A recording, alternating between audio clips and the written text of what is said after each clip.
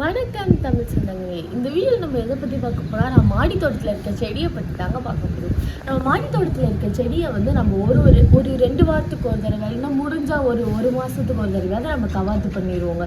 இல்லையா அது முடியல அப்படின்னா சீசன் முடிஞ்சாலே நம்ம கவாத்து பண்ணிடுவாங்க.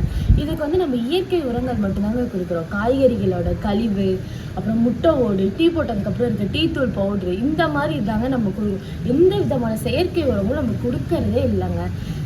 ஏன்னா இதுவும் நம்மளோட குழந்தைங்க மாதிரி தாங்க நம்ம பார்த்துக்கிட்டு இருக்கோம். நம்ம இந்த மாடி தோட்டத்தில் இருக்கிற செடிகளுக்கு நம்ம எப்போ தண்ணி விடுறோம்னு பார்த்தீங்கன்னா, நம்ம காலையில் மட்டும்தாங்க தண்ணி விடுறோம். ஏன்னா மதியானம் தண்ணி சூடாக இருக்குங்க. சாயந்தரம் வந்து இந்த சன் வந்து செட் ஆகிறதுக்கு முன்னாடி, அதாவது சூரியன் மறையிறதுக்கு முன்னாடி இருக்கிற நேரத்தில் மட்டும்தாங்க நம்ம தண்ணி விடணும். சூரியன் மறைஞ்சதுக்கப்புறம் நம்ம தண்ணி விட்டோம்னா அது பிரயோஜனம் இல்லைன்னு சொல்லுவாங்க. அதனால் முடிஞ்ச அளவுக்கு நாங்கள் காலையிலே விட்டுருவோங்க. வெயில் ரொம்ப ரொம்ப ரொம்ப ரொம்ப அதிகமாக இருக்குது, நம்மளாலேயே தாங்க முடியலங்கிறப்ப தான், நம்மளாலேயே முடியல செடினால் முடியுமா அப்படிங்கிற ஒரு ரீசனால் நம்ம சாயந்தரம் சூரியன் மறைக்கிறதுக்கு முன்னாடி ஒரு தடவை விடுவோங்க. இல்லை ரொம்ப முடியலங்கிறப்ப மதியானம் விடணும் அப்படிங்கிற ஒரு இது வந்துச்சுன்னா நம்ம காலையிலே தண்ணியை பிடிச்சி வச்சுருவோங்க.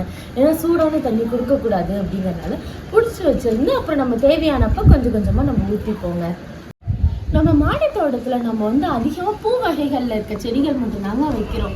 ஏன்னா நம்ம காய்கறிகளை வந்து தோட்டத்துலேருந்து கொண்டு வந்துடும் அப்படிங்கிறனால பூ வகைகளுக்கு தான் ரொம்ப வெளியில் போய் வாங்கும்போது காசுகள் அதிகமாக இருக்குங்கிற காரணத்தினால நம்ம வீட்டிலேயே நம்ம எல்லாத்தையும் வச்சுக்கிட்டோங்க.